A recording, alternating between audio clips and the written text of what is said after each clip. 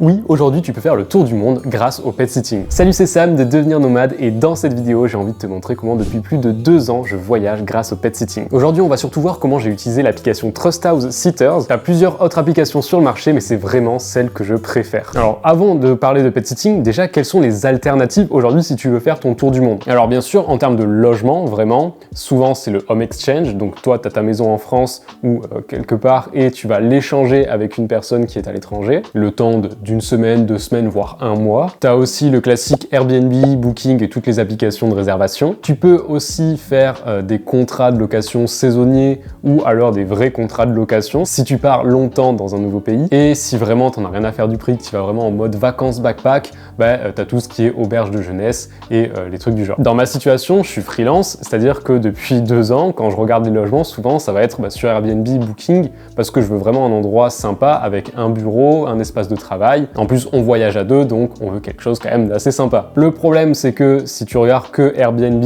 et Booking pour ce type de logement-là, la facture, elle augmente très vite. Et tu peux te retrouver dans une ville totalement perdue à payer aussi cher qu'un loyer parisien. Et là, je te promets, c'est du vécu. Tu vois, à Paris, je payais environ 1 300 € par mois, on était 2. Et rien que en me rendant à Strasbourg, en faisant du Airbnb, je payais quasiment pareil. Alors, j'ai eu envie de trouver une autre technique et la seule que j'ai trouvée, j'ai mis du temps à la trouver parce qu'il n'y en a pas beaucoup qui en parlent encore en France, c'est le pet sitting. Et la première question qu'on se pose quand on tombe sur ce genre d'application, c'est est-ce qu'il faut être pet sitter professionnel pour pouvoir l'utiliser? Eh bien, pas du tout. Le but, c'est vraiment de rendre un service. Alors bien sûr, c'est mieux si tu as déjà gardé des animaux de compagnie dans ta vie, que tu as eu par exemple des chiens, des chats, des oiseaux, peu importe, et que tu sais comment t'en occuper. Je t'avoue que moi, ça me ferait un peu flipper qu'il y ait une personne qui n'ait jamais gardé d'animaux de compagnie qui vienne chez moi pour garder mon chien ou mon chat. Donc si vraiment tu tombes sur cette vidéo et que tu n'as jamais fait de pet sitting de ta vie, enfin en tout cas que tu n'as jamais gardé d'animaux, va t'entraîner un peu. Si tu as des amis qui ont un chien, un chat,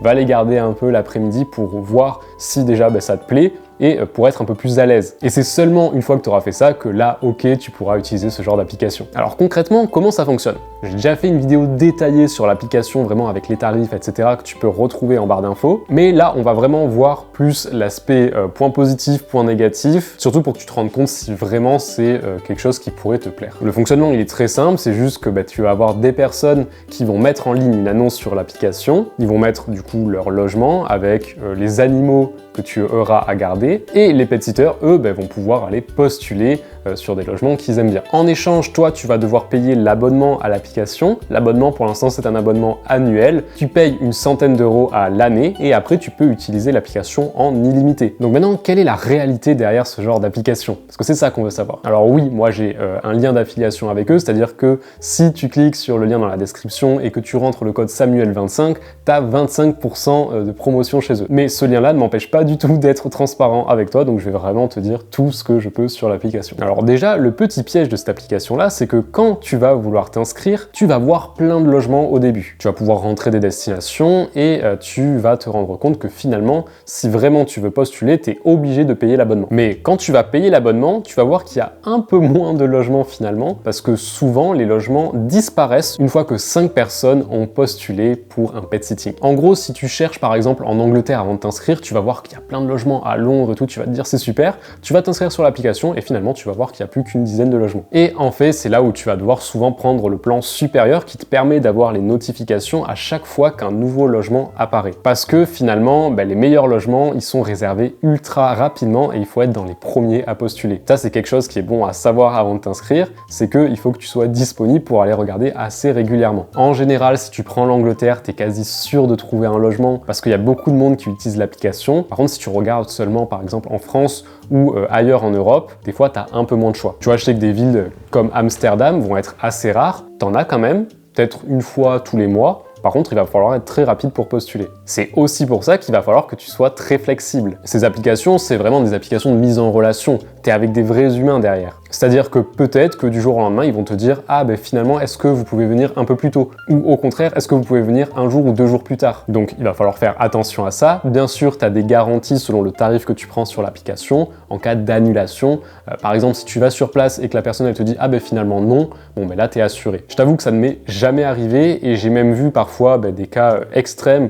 Par exemple, exemple un chien qui est mort juste avant que les personnes arrivent sur place, finalement les propriétaires sont quand même partis et ont laissé le logement aux personnes qui venaient. Donc même dans un cas extrême comme ça, ils n'ont pas annulé. Pareil, un autre facteur qui peut être un frein au début, c'est le nombre d'avis que tu vas avoir. Parce que forcément, les pet parents, donc ceux qui ont les animaux de compagnie, vont privilégier les personnes qui sont bien notées. C'est normal, en même temps, tu as une personne qui a gardé 30 animaux sur l'application et une personne qui n'en a jamais gardé, forcément, même toi, tu choisirais le profil des 30 personnes. Et c'est là où il va y avoir quand même une petite astuce que je te donne, c'est que tu vas pouvoir demander à ta famille ou à des amis de te laisser un avis. Ça va quand même te laisser 5 étoiles sur ton profil, ce qui peut être un signe positif pour les personnes qui verront ton profil. Ils seront pas comptabilisés comme des avis de personnes qui ont utilisé l'application, mais ça fonctionne très bien dans un premier temps. Et la seconde chose que je te recommande de faire, c'est d'aller dans des destinations un peu moins sexy, mais qui pour autant, du coup, ont moins de demandes et qui te permettront d'avoir tes premières expériences. Tu vois, moi, mon premier pet sitting, c'était à Fleet, en Angleterre. Je ne connaissais pas du tout cette ville avant. Et d'ailleurs, il y avait très peu de personnes qui postulaient pour le logement que j'ai choisi. Et finalement, c'était une super villa. On a gardé 2 bulldogs français et ils étaient vraiment trop mignons. Et ça reste encore aujourd'hui la meilleure expérience de pet sitting que j'ai eue. Donc oui, même dans des coins paumés, tu peux vraiment te régaler. Donc là aussi, ça rejoint le côté flexibilité. C'est pour ça que vraiment, ça, c'est l'astuce parfaite quand t'es freelance digital nomade, que t'as envie d'avoir un petit coin pour te poser et en même temps que t'aimes bien les animaux. Et d'ailleurs, en tant que freelance, ce qui est bien, c'est que t'as une routine de travail. Tu vas te réveiller le matin, tu vas travailler, t'as le midi, et après l'après-midi, pareil, tu retravailles, et le soir, tu vas peut-être sortir un petit peu. Et c'est hyper important parce que tu vas devoir aussi respecter la routine que les propriétaires avaient avec leurs animaux. En général, quand tu gardes des chats, c'est hyper simple. Là, je vais surtout parler de mon expérience en gardant des chiens, parce que c'est là où ça peut être un peu plus compliqué parfois. La routine, c'est sûrement la question la plus importante à poser avant de rejoindre un logement, parce que chaque maison que j'ai faite depuis le début a un fonctionnement différent. Tu vas avoir des personnes qui se lèvent à 6h30 et qui du coup vont te dire que leur chien se réveille à 6h30, alors que non, c'est les propriétaires qui avaient cette habitude-là et qui ont habitué les animaux. Mais du coup, ça veut dire que si tu prends ce type de logement, tu vas devoir respecter la règle, parce que tu vas pas commencer à te lever à 10h alors que le chien, lui, a besoin et a ses habitudes de sortie à 6h. Pareil, tu vas avoir des animaux qui sortent 3 fois par jour pour des balades de 30 minutes à 1h, et tu vas en avoir d'autres qui sont beaucoup plus tranquilles, où tu as juste à aller un peu dans le jardin, jouer avec eux, et ils seront contents. Pour ceux et celles qui aiment bien faire du sport, c'est super d'avoir un chien qui fait beaucoup de sorties par jour. Et inversement, si vous êtes du genre à beaucoup bouger et que vous prenez des chiens qui aiment bien rester à la maison, ça peut parfois ne pas forcément matcher. Et ça, vraiment, au début, tu vois, je me disais que non, un chien, ça s'adapte à la routine de la personne qui vient, et non, parce que quand c'est ancré depuis plusieurs années, je peux t'assurer que c'est à toi de t'adapter. Au-delà de la routine, t'as aussi le caractère des animaux qu'il faut vraiment prendre en compte. Je te rassure, c'est très rare qu'il y ait des animaux agressifs, parce que la plupart du temps, les gens savent et ne vont pas faire garder un animal s'ils savent qu'il est agressif. Par contre, c'est possible que les animaux soient pas toujours bien éduqués. Pour savoir si l'animal est pas bien éduqué, c'est très compliqué parce que les gens veulent pas forcément le dire. Mais il y a des petits mots-clés comme ça que tu vas pouvoir déceler